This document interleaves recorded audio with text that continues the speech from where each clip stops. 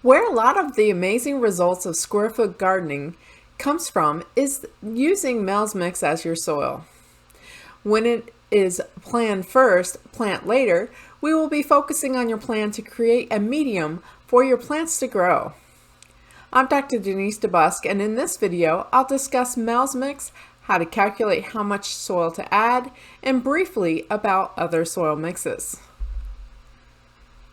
Mel Bartholomew developed his own mix called Mel's Mix. You have to buy the individual ingredients and mix them yourself, but it is so worth it. It is simply a mixture of 1/3 compost, peat moss, and coarse vermiculite in equal parts. There are several benefits of filling your square foot garden boxes with Mel's Mix, aimed at making vegetable gardening more convenient and less time consuming. First, it involves no science classes. You don't need to know much about soil science in order to do this. The mix already takes into account aspects of pH, macro and micronutrients, and soil enzymes, so you don't have to figure it out. You don't have to test your pH to see if it is right, which you would need to do if you had a conventional row garden. It doesn't matter if you think your soil is good or bad. Second, you don't need to dig into your garden to loosen the soil and add a bunch of soil amendments to make your soil hospitable to vegetables. Mel's Mix is always ready to plant in any type of weather. It's also always loose and easily worked, so you can plant immediately or wait a while. Third, Mel's Mix holds moisture well while also draining well. Both the peat and vermiculite have good water holding capacity, but after they hold all that they can, they will drain off. This means that your plant roots will never drown in soggy soil, but it will have access to moisture longer. Lastly, there is less feeding. This is because Mel's Mix has all the nutrients, minerals, and trace elements that the plant needs, so you don't have to add additional fertilizer. 1/3 of Mel's Mix comes from compost, and it is the only ingredient that you'll need to replenish after you harvested your entire garden. It is also the most important ingredient. Good compost has all the nutrients needed for plant growth. It is loose and easily worked. Unfortunately, good compost is hard to find unless you make it yourself. The worst compost is produced commercially from a single ingredient, like many bags of compost found in a store. You will have a separate video on how to make some good compost. If you don't have a compost pile up and running and have enough of it, you may need to buy compost. Commercial composts are always a byproduct from one industry only, such as lumber, cattle farming, mushroom farming, vegetable canning, liquor production, cotton milling, or soybean production. Because of this, you need to buy a variety of compost types and mix them together. Then add 1/3 to the box. They recommend 5 different types. Some examples include cow manure compost like black cow, chicken manure compost like black hen, mushroom compost, and worm castings. I even saw a brand of lobster compost. The second ingredient is peat moss. Peat moss is the result of mass quantities of vegetative matter decomposing for millions of years. Most of it comes from prehistoric bogs with a huge amount of living mosses that were buried and gradually dried out. Peat moss makes the soil lighter, easy to work, and improves the water holding capacity. Its use has become somewhat controversial because it is a non-renewable resource and the supplies are diminishing. Since square foot gardening only uses 20% of the space as a traditional garden, and peat moss needs to be added only once for that initial mixture, it is more sustainable. If you live in an area where peat moss is legally controlled, you can use coconut coir, which is a byproduct of the coconut industry, or pit moss, which is made from recycled newspapers. The third ingredient is vermiculite. It is a light, non-toxic earth mineral created with mica rock that is mined from the ground up, and heated until it explodes, forming small pieces ranging from a powder to the size of the end of your finger. All those nooks and crannies hold a lot of water. Vermiculite is graded as fine, medium, or coarse. It is best to use the coarse grade for Mel's Mix. Sometimes finding the quantity of vermiculite you need can be challenging. It is often offered in smaller bags at home improvement stores. It may be easier to find it in larger quantities online. I used to be able to find them in larger bags at a local feed store. Both peat moss and vermiculite is a dry, dusty product that you don't want to breathe in. Make sure that you wear gloves and possibly a mask when you are working with it. Don't mix it outside on a windy day. You can also mix it in a garage or an enclosed space. Measuring the quantities of the three ingredients can be confusing since the products may be sold in pounds, cubic feet, or quarts. What matters with Mel's Mix is the volume and nothing else. To calculate how much volume your square foot garden has, you would calculate length times the width times depth. If you have a classic 4x4 square foot box with a depth of 6 inches or a half foot, the math would be 4 times 4 times 1/2 equals 8 cubic feet. If you have a different depth, let's say 10 inches, you would divide 10 by 12 inches to figure out how many feet that it is.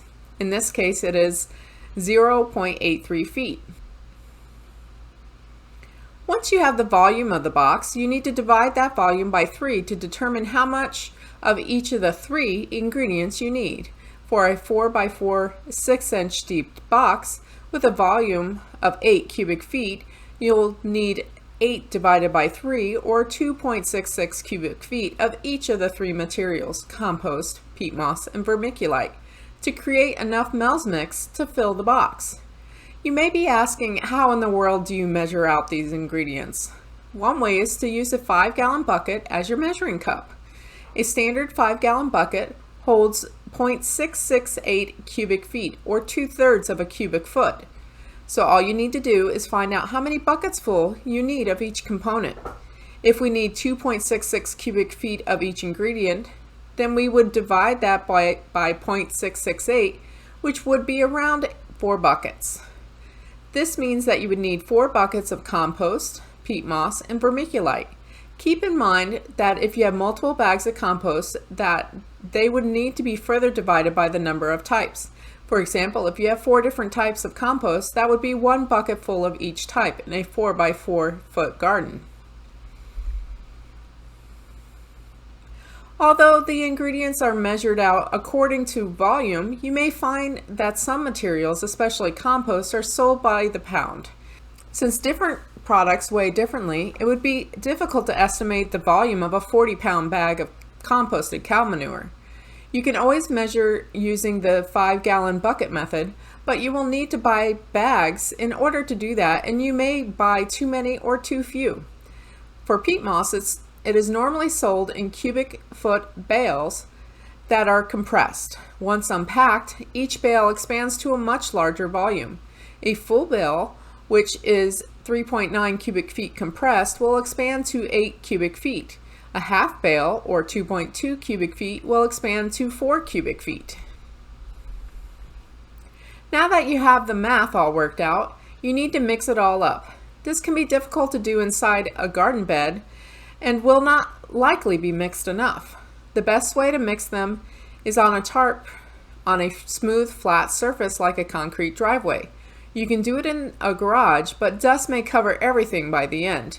Start by mixing the compost components. Measure in your 5-gallon buckets. Once you have all of them added, use a rake to mix them up and further mix them by having another person help you lift the other side of the tarp and roll it back and forth, mixing it.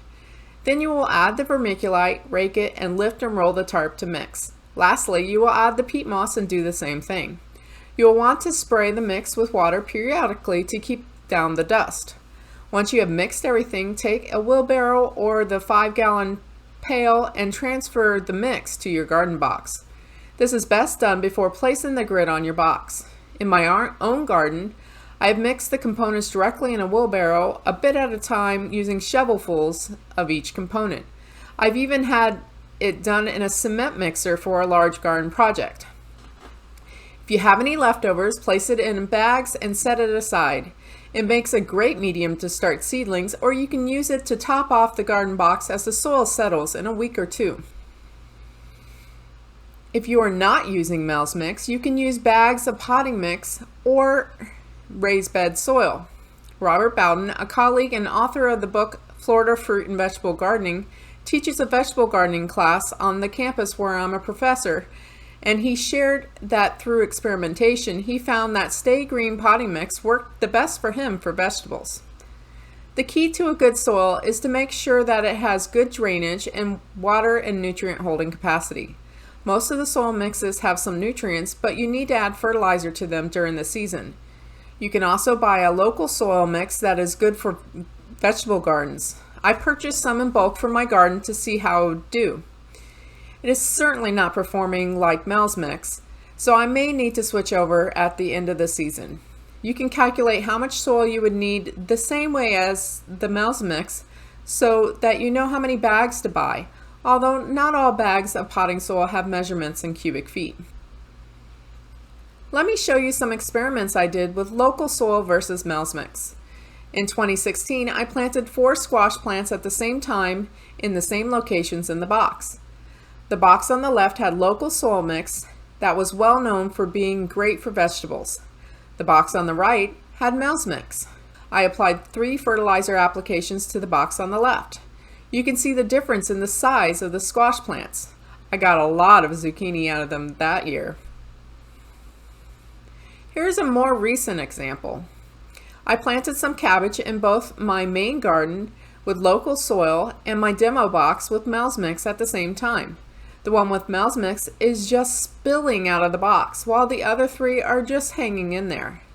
I've fertilized the cabbages in the top photo multiple times with organic fertilizer and liquid fertilizer. So what are your next steps? You need to figure out if you are going to use Mel's mix or another type of soil. I don't recommend using soil from your yard. Next, you need to calculate how much soil or components you will need to get. Then you can purchase them. Hopefully you have learned more about the awesome sauce that is Mel's mix and how you can create it. Using Mel's mix, your maintenance will go down and your gardening success will increase.